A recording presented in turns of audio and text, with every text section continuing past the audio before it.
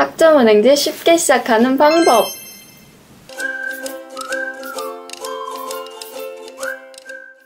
학점은행제는 이름 그대로 학점을 은행에 모아두고 필요한 조건을 충족하면 학위를 받을 수 있는 제도입니다. 마치 은행에 돈을 모으면 이자를 받는 것처럼 학점을 모으면 학위를 받을 수 있는 거죠. 대학에 다니지 않고 학위를 얻을 수 있다는 게 믿겨지시나요? 학점은행제를 통해서라면 충분히 가능합니다. 졸업장도 나오고 진학도 할 수 있어요. 사이버대나 방통대처럼 잘 알려져 있지 않은 만큼 제도 자체가 낯설 뿐 정식으로 인정된 학위 취득 제도이기 때문인데요. 물론 학점은행제는 정규대학에 들어가는 것처럼 치열한 입시를 거쳐야 할 필요가 없기 때문에 대학 졸업장과 비교했을 때 사회적 가치는 낮을 수 있어요. 그치만 고등학교 졸업 이상이라면 누구나 이용할 수 있고 온라인으로 진행된다는 장점이 있기 때문에 많은 분들이 찾아주시는 겁니다. 시험도 어렵지 않아서 학점을 잘 받을 수 있고 학비는 7분의 1 정도가 저렴해서 부담 없고 학년제가 아닌 학점제로 이루어져서 학위 취득까지의 기간도 빨라요. 학점을 쌓아갈 수 있는 방법이 온라인 강의뿐 아니라 자격증, 독학사, 전접대 여러 가지 있거든요. 그렇기 때문에 다양한 이수 방법을 활용한다면 졸업 요건도 빠르게 채울 수 있는 겁니다. 빠르면 1년 안에도 학위를 얻을 수 있다니까요. 이렇게 장점만 나열하면 제가 꼭 홍보하는 사람 같죠? 지금부터 단점은 어떤 게 있는지 알려드릴게요. 자기관리가 필수이고 대체 수단을 병행하지 않으면 조기 졸업이 불가능해요. 그리고 뚜렷한 계획 없이 무작정 시작하면 시간 낭비를 할 수 있죠. 때문에 저 같은 경우 모두에게 학점은행제를 하라고 추천은 절대 하지 않고 이 제도를 잘 이용할 수 있는 분들에게만 추천드려요. 혼자서 공부할 수 있는 분이라면 학습 플래너 등 인터넷에 돌아다니는 광고 보시지 말고 바로 저렴하게 진행하시면 되는데요. 나 혼자 공부하는 게 익숙하지 않으신 분들은 플래너와 진행하는 게 실수를 줄일 수 있는 지름길일 거예요. 학점은행제는 두 가지 학위 과정이 있습니다. 전문학사, 학사학위인데요. 자신의 관심 분야와 목표에 맞는 전공을 선택하는 것이 중요해요. 이를 위해서는 국가평생교육진흥원 학점은행제 홈페이지에서 제공하는 전공 목록을 확인하고 각 전공별 이수해야 할 교과목도 미리 살펴보는 것이 좋습니다. 전문학사는 80학점, 학사는 140학점이 필요해요. 전공, 교양, 일반, 학점도 신경 써서 채워야 하는데 일반은 필수가 아니기 때문에 전공, 교양만 있다고 생각해 주셔도 됩니다. 그렇다면 이 학점을 어떻게 채울까요? 크게 4가지로 나눌 수 있는데요. 수업, 자격증, 독학사, 전적대로 이루어져 있어요. 수업은 교육원마다 다르지만 대부분 온라인 수업은 매달 개강반이 있어서 내가 원하는 달에 시작할 수 있어요. 수업은 한 과목당 3학점으로 되어 있는데 학기와 연간 이수 제한이 있어서 무제한으로 학점을 한 번에 채우기는 불가능해요. 한 학기에 24학점, 1년에 42학점까지 들을 수 있어요. 1학기에 8과목인 24학점을 꽉 채워서 들었다면 2학기에는 6과목인 18학점까지 들을 수 있어서 연간 이수 제한을 지켜줘야 해요.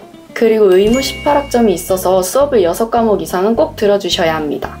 자격증은 모든 자격증을 딴다고 해서 다 학점으로 인정되는 것은 아니에요. 정해진 자격증만 학점으로 인정이 됩니다. 또한 난이도나 전문성에 따라서도 인정되는 학점이 다르죠. 자격증도 학위 종류에 따라 인정되는 개수 제한이 있는데요. 전문학사는 2개, 학사는 3개까지 취득이 가능해요. 전공에 맞는 자격증을 따면 전공학점으로 들어가고 전공이 아닌 자격증이면 일반학점으로 들어가요. 참고로 일반학점의 자격증은 1개까지만 가능하니 주의하셔야 하고요. 교양은 자격증 학점으로 채워지지 않으니 참고하세요. 수업으로 채워야 하는 학점을 자격증 취득으로 대신해서 빠르게 학점을 채우는 것도 하나의 방법입니다. 독학사는 독학학위제라고 해서 국가에서 시행하는 시험이에요. 1단계에서 4단계인 단계별로 이루어진 시험에 합격을 하면 그만큼 학점으로 인정이 되어서 전공 과목 위주로 빠르게 학점을 채울 수 있어요. 검정고시 같은 개념이죠. 오프라인으로 직접 나가서 응시해야 하기 때문에 난이도가 쉬운 과목으로 준비하는 게 유리하겠죠? 1단계는 과목당 4학점, 최대 5과목까지 응시 가능하고 2단계에서 4단계는 과목당 5학점, 최대 6과목까지 응시가 가능해요. 전적대는 전에 대학을 다녔었다면 그 과거 대학에서 받은 학점을 가져올 수 있는데요. 졸업자는 물론 중퇴, 자퇴자 모두 가능해요. 2년제 졸업자는 최대 80학점까지, 3년제 졸업자는 최대 120학점까지 가져올 수 있는데 4년제 졸업자는 조금 달라요. 이미 학사 소지자라면 전적대를 가져올 수 없기 때문인데요. 그럼 4년제 졸업생이 너무 억울하잖아요? 다 방법이 있으니 마저 시청해주세요. 바로 타전공이라는 방법이에요. 쉽게 말하자면 대학교 복수전공 개념과 비슷한데요. 학점은행제는 두 개의 학위 과정을 동시에 진행할 수 없기 때문에 내가 가진 학력만 인정받아서 새롭게 다른 전공 학위를 취득하는 겁니다.